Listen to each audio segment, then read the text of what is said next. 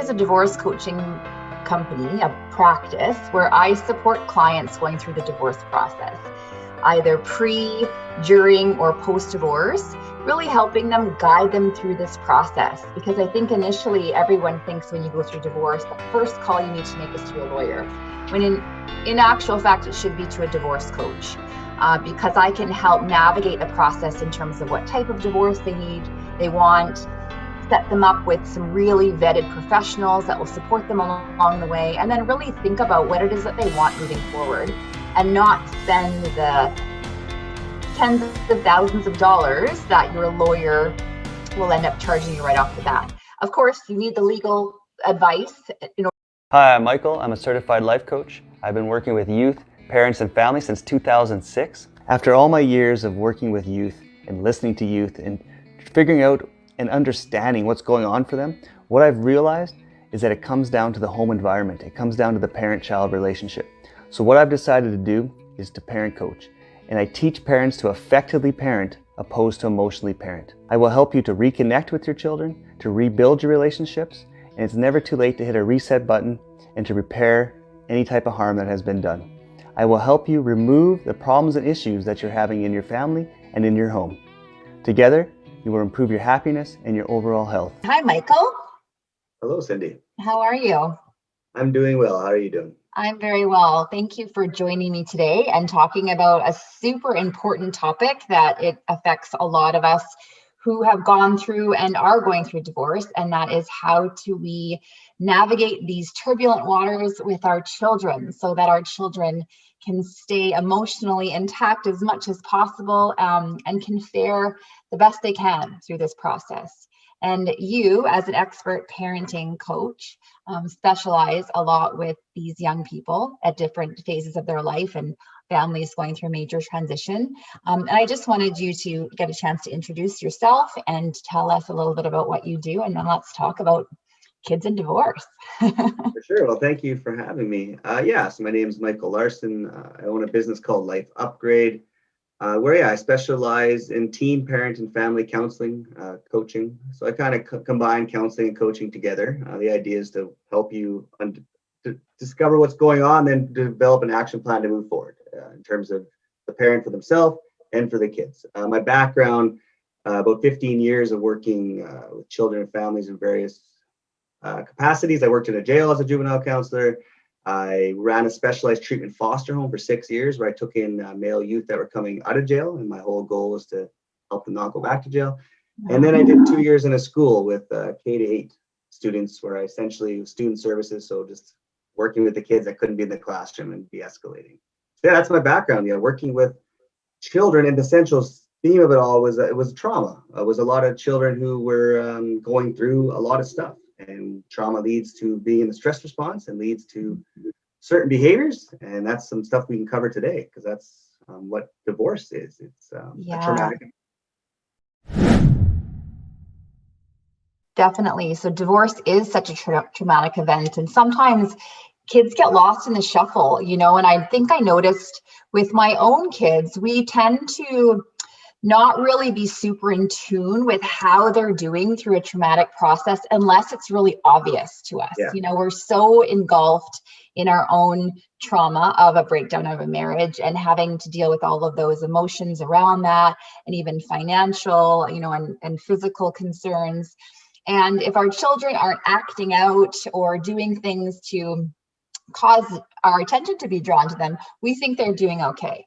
But is that really always the case when, in your experience with trauma? Like, how do children actually present themselves in a way to let you know that they're struggling, or do they even?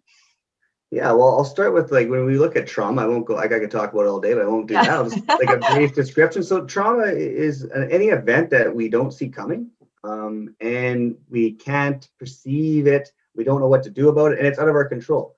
So that's what a divorce would be. There's many other events that would be traumatic as well. And what trauma does, it affects the brain, and it puts us into our amygdala, so the part of our brain that contains our stress response. So our amygdala is designed to keep us safe. So if we were going to be attacked by a bear, our amygdala would kick in, and our fight, flight, or freeze. So we would get adrenaline to fight back, or we would run away with this adrenaline, or we'd freeze and shut down and just kind of go numb to take the attack. Right. So where we run into problems as people is that we aren't usually under bear attacks anymore. It's events like divorce or a death or anything, abuse, stuff like that. So when we look at divorce, if your kids say they're fine, they're not going to be fine. There's different degrees of the impact. So yeah, you mentioned it's easy to notice fight. So fight is if your kid literally is like fist clenched, screaming and yelling, punching the walls. Then you're like, whoa, okay, I can see you. You're having trouble here. So then you would notice that. Flight would be if they're just avoiding the topic altogether, they're leaving the room and they're pretending that like it's not happening. So that would be, and then freeze is kind of the one that sometimes we think that kids are doing okay, but they're not. And that is when they just kind of aren't showing emotions. So like if you're going through a divorce and, because both parents are usually heated with all the emotions attached to it.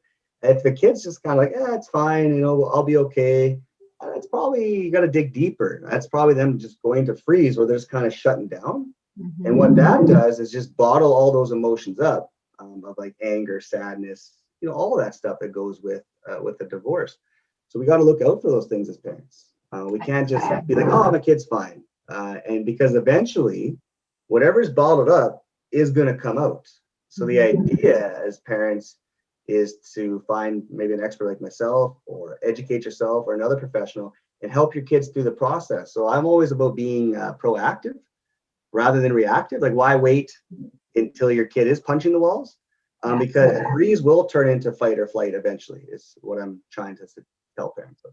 Yeah, and I think that's so important because a light bulb moment went off for me too. And I listened to you. I think you and I have spoken about that before and what it looks like in kids. And, I think when children are caught in the middle of divorce, they are really afraid of creating any waves with either parents because a lot of times they also feel somewhat at fault. And so if they just go along telling mom or dad, like, oh, they're fine. Oh, like I'm fine in this house. I'm fine here. I'm fine with your new partner. I'm fine with this. Like parents tend to go along thinking, okay, well, great. I'm so glad that you're fine. And let's just, keep on doing what I'm doing, but not realizing that our children are just trying to please us because maybe they're afraid of any more disruptions in their life. And I know from my personal experience, my kids went through that too, at the very beginning or entering a new relationship. Oh yeah, mom, it's fine. And I thought, great, like, I'm so glad you're adjusting so well. And then the behaviors start manifesting themselves in a different way. And I thought, like, wow, I don't know if you really are fine. And the more I thought about even that word, like I'm fine, really to me means if you have to say that you're fine, then you aren't. And exactly. So finding them that help was really good because it's hard to see it and think, oh, do they need to go to see a therapist? Do they actually need some support? And it wasn't until we got there where all of these things started unpacking because they were too afraid of disappointing me. And so I think that's such a good thing for parents to know is that there is no, you can only do good by getting your child the potential support that they need and a safe place where they can unpack those emotions. Yeah, most definitely. Like everything you said is, that's fine. Like what is fine, right? I'd rather hear from my kids that I'm angry or I'm sad or I'm feeling hurt or I'm feeling happy, but I'm also scared. Like that's where my work with a lot of kids at any age is you can hold two different emotions, right? And sometimes that's where we get kind of confused is like we can only feel one thing or we're supposed to be happy, right? Like you said, children lots of times they don't want to rock the boat, I guess is what I would say. They already know, they can already see mom and dad are already like they're on the edge, they're stressed out, they don't want to get snapped at. So they avoid and they just say they're fine. So we as parents, it's very key to go in there. And if you can't go in there, which is understandable, like when you go through divorce, I'm divorced myself, it's overwhelming. So it's nice to find someone to help you out and to work with, like yourself or myself, just to keep you grounded and remind you of what your children need. And what they need is essentially space, like when holding space, not space from, but like holding space or just listening. And it's not about necessarily telling them, oh, it's all going to be all good. No, it's just listening and holding space for every emotion they tell you. And then just reminding them that, I'm feeling the same way. As a parent, that's a great way is empathy and let them know, like, yeah, it's not the same for you and me, but I have all these emotions as well. And they might ask, well, why did you get divorced then? It's like, well, no, it's because we weren't the right match, or it was just we grew apart, or there's some unhealthy stuff going on. We got to be able to get uncomfortable, or get comfortable being uncomfortable, and have these conversations. Because if we're dismissing them, every time our kid brings it up in the car and we change the radio station, we're like, yeah, it's a great song. That's what you're doing, is sending them the signal that this topic's off limits. Mm-hmm. Absolutely. And so when you work with parents and children going through traumatic experiences, and sometimes those kids are really shutting down, from a parent's perspective, are there any, tips or strategies or ways they can approach a conversation with their child to try to, uncover some of the ways that they're feeling? Because I know, especially when they enter the teenage years, and I know my son is very much like this now that he's almost 13, he doesn't want to talk about it. He's like, Mom, if I start talking about it, you're never going to stop, like is there any techniques and strategies that you help parents with so that they can allow their children to feel this safety without feeling, engulfed or flooded with having to just put it all out there when they don't feel comfortable doing that? Yeah, for sure. I think that, kids will often say, I don't want to talk about it, or you'll talk too long. You want to wait for the right opportunity. We don't want to force it. So let's say we see our kid in fight, flight, or freeze, and we're like, oh, I got to figure out what's going on. It's not about going and, hey, come and sit down like in the middle of the day randomly and let's have this big talk. You want to wait for an opening. And how you would open your child up would be, like I said earlier, talking about how you feel, not in where you're dumping your emotional stuff on them, but just simply saying about, like, I feel angry or stressed today, or I'm hurt, and I'm moving forward, and just, and saying to them, do you feel anything? And they say no. And then, so you might wait till maybe when you're going for a walk, or when you're watching a movie and there's something on the TV that is about divorce or about anger, right? And then you use that as kind of a segue to the conversation. Or when, you want to wait till you're connected, I guess is what I'm trying to say. You want to have a moment where, like, you've just spent some quality time with your kid and they feel good, you feel good. And then that's when you can typically open up a conversation. A lot of times we think that the moment is like to wait till they explode, and then that's the opening. And that quite often isn't the opening. It can be, but if someone explodes, when I say explode, it's when they just finally let it all out. They might not want to talk about anything. They might want to just cry or just be angry.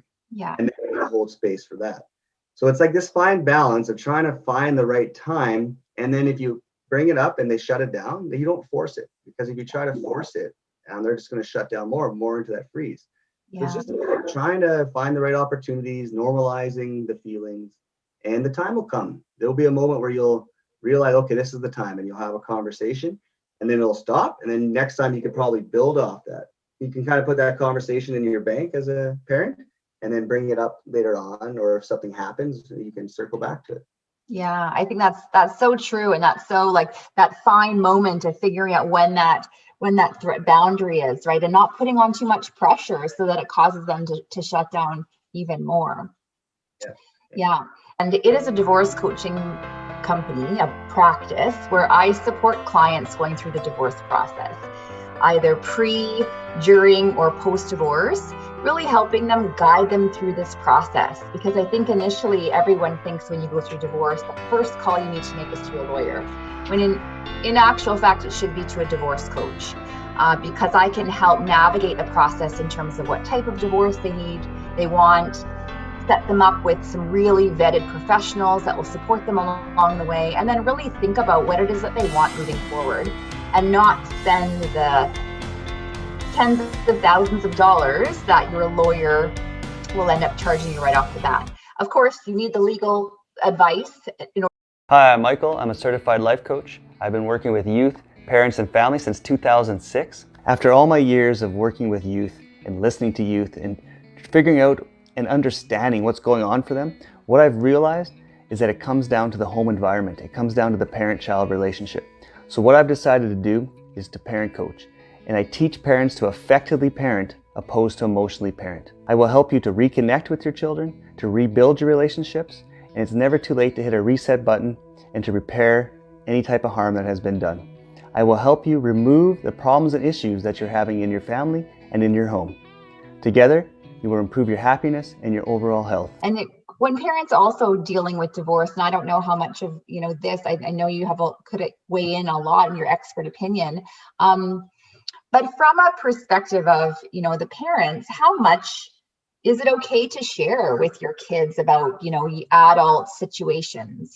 From my perspective as a divorce coach, and even in my role as a mother, and I've gone through many years of therapy myself, I always found that there was this really fine line between how much is too much information to share with your kids. There's one thing to be honest, yes, but how much do they really need to know, and what's beneficial for them to know, and what should they just not know in terms of adult level conversation and details about divorce or something like that. For sure. And that's why sometimes I'll hear from parents like, well, I just don't want to talk about it all because it's adult stuff. I don't want to stress them out.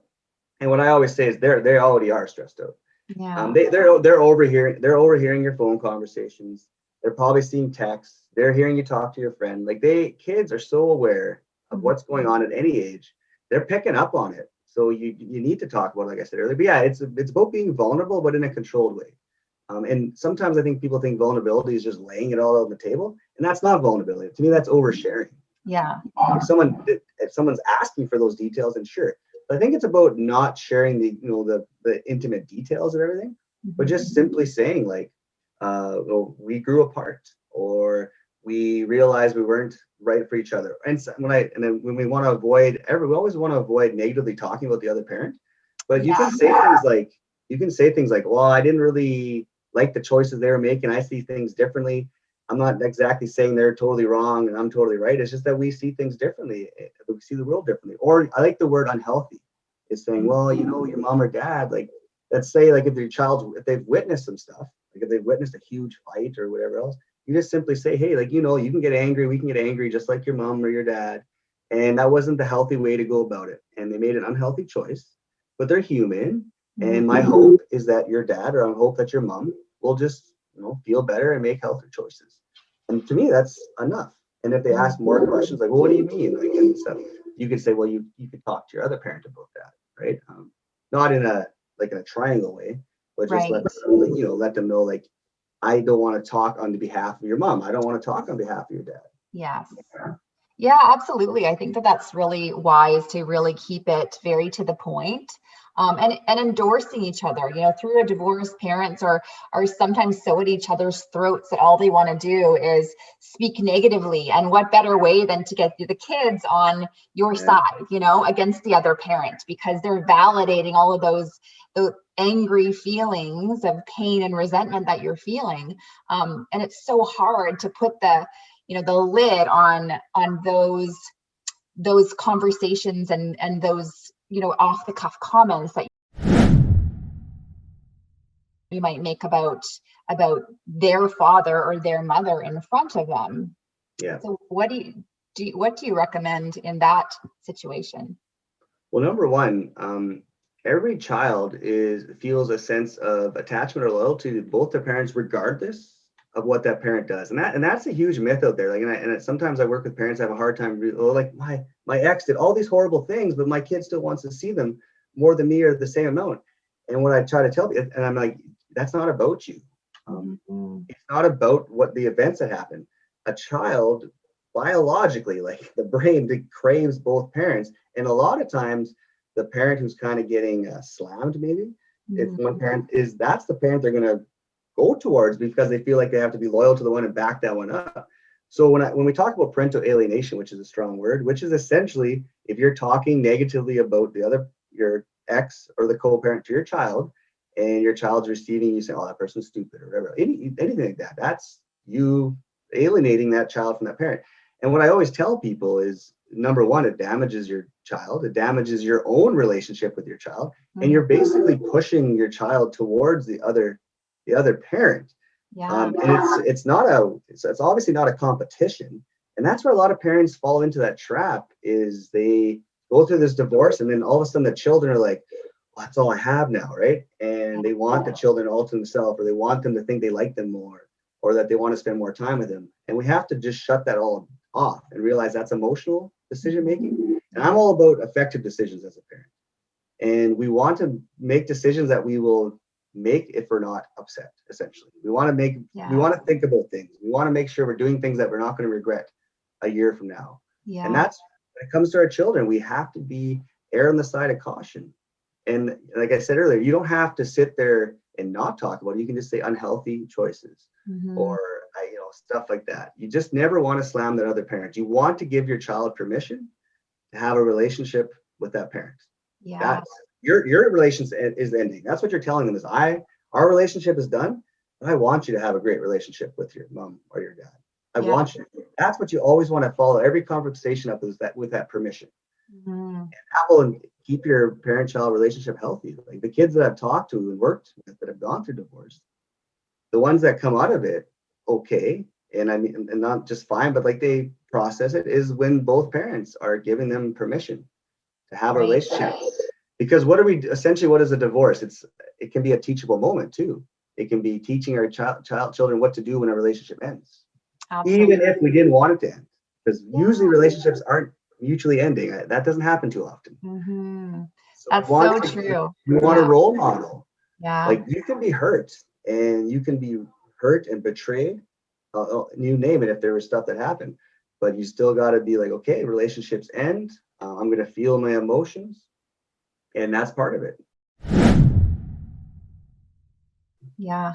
Yeah. And I guess essentially, really, it's not like the relationship with the parents is really ending, but it's just shifting how it typically had looked before, and I think that it's interesting too, that a lot of parents think when they're aligning their children and putting their kids in this loyalty bind against the other parent, they're really pushing that child away. And so a lot of parents don't see that. They think, oh, I'm pushing them against their father or against their mother because I'm the better parent.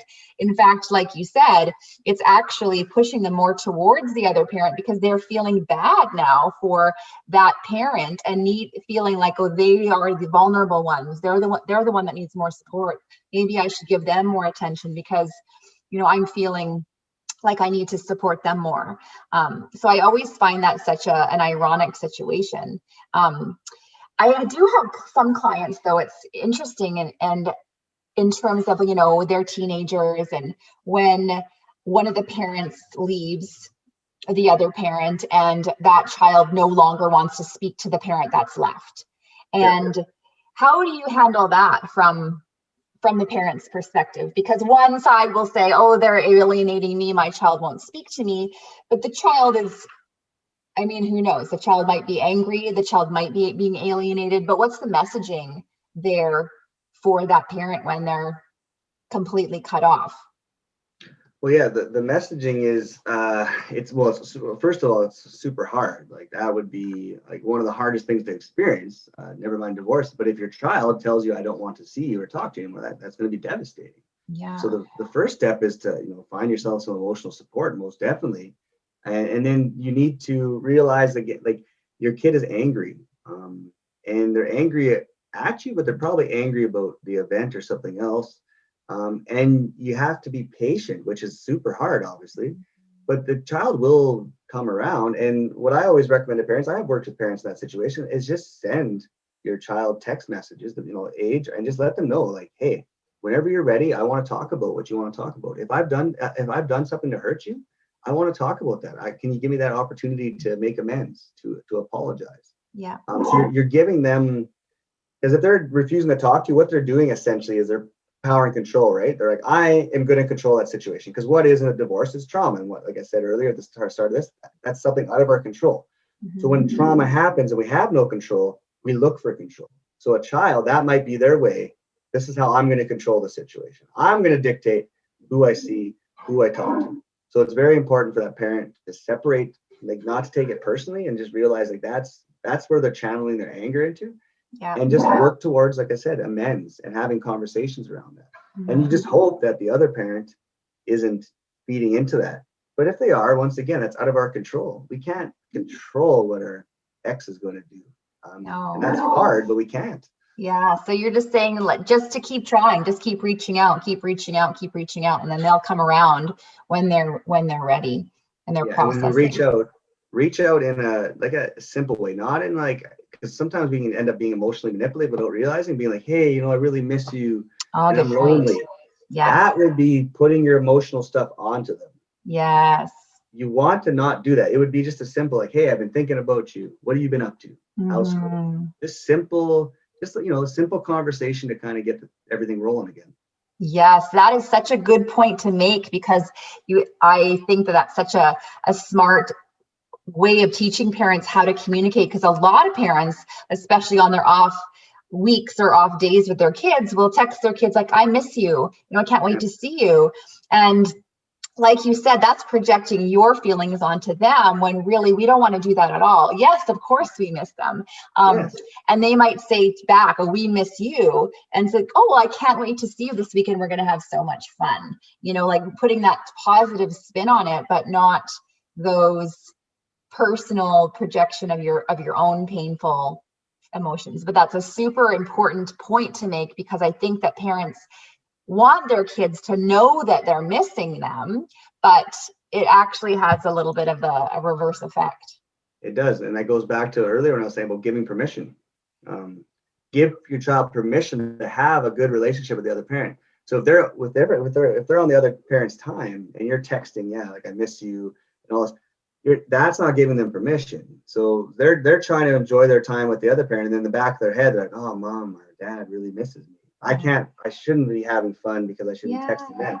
So that's when kids can end up being parentified, right? Is the term, is if they all of a sudden think they have to take care of the parent and take care of their needs. Right. And that's why we got to be very, very careful about this, is we don't want that happening at all. We want our children to be us to take care of their needs, and then we get someone to help us take care of our needs. Yes, they need to stay children. It's okay for them to just continue to be children and not carry the weight of our adult problems. No, for sure. Yeah. Well, this has been awesome, Michael. Thank you so much for having this conversation. And it's so valuable what you do. And if anyone does need help and support with dealing with their children and parenting issues, I think that you are such an awesome resource to be able to have. And you're coming all the way from Winnipeg, but we're zooming out anywhere, so you can reach anyone from anywhere, which is awesome. For sure, yeah, most definitely. Yes. And thank you for having me. And the last thing I want to mention is, yes, divorce is a traumatic event, but what we know, and what I know, and a lot of people know in research, trauma, you can heal from trauma, and you can, and your brain can rewire. It's not long lasting. And sometimes we worry so much.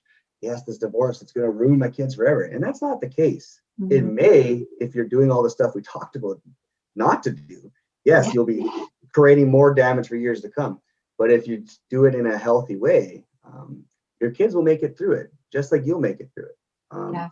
And they will be more than fine. They'll be healthy, and they'll, and I don't want to say it's put a silver lining on it too much, but it can turn into a teachable experience where you learn about relationships, you learn about emotions, and the kid realizes that no matter what happens, my parents got my back. No matter what happens in our lives, we're still together.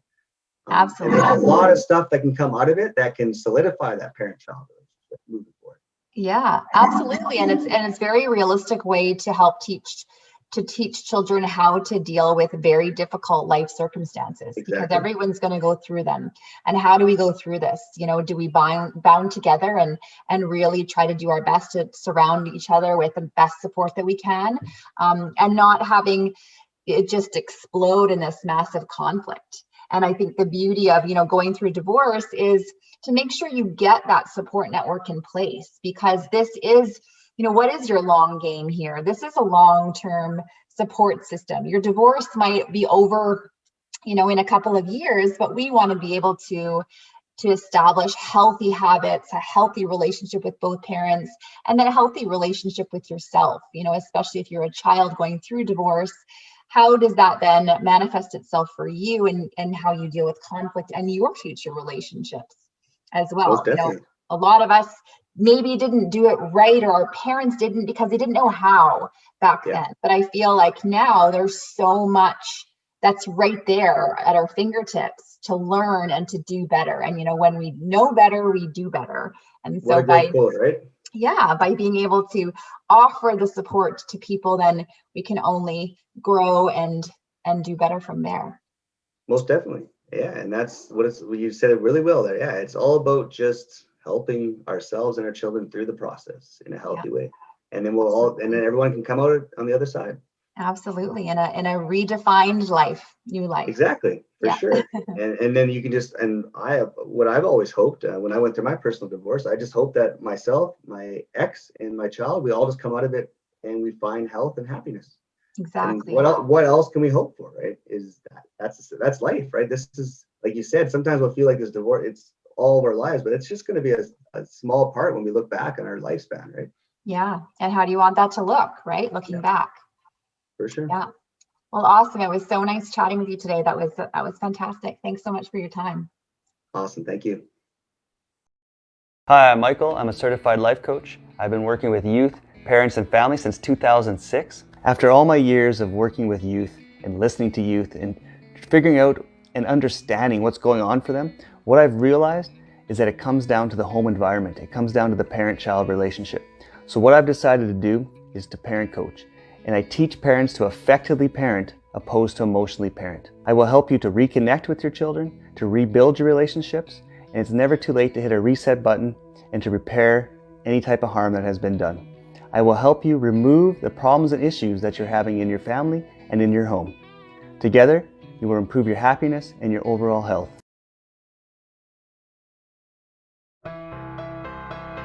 And it is a divorce coaching company, a practice where I support clients going through the divorce process, either pre, during, or post-divorce, really helping them, guide them through this process. Because I think initially everyone thinks when you go through divorce, the first call you need to make is to a lawyer, when in actual fact it should be to a divorce coach, because I can help navigate the process in terms of what type of divorce they want, set them up with some really vetted professionals that will support them along the way, and then really think about what it is that they want moving forward, and not spend the tens of thousands of dollars that your lawyer will end up charging you right off the bat. 778-837-1915, or they can email me directly at cindystibbardcoaching@gmail.com.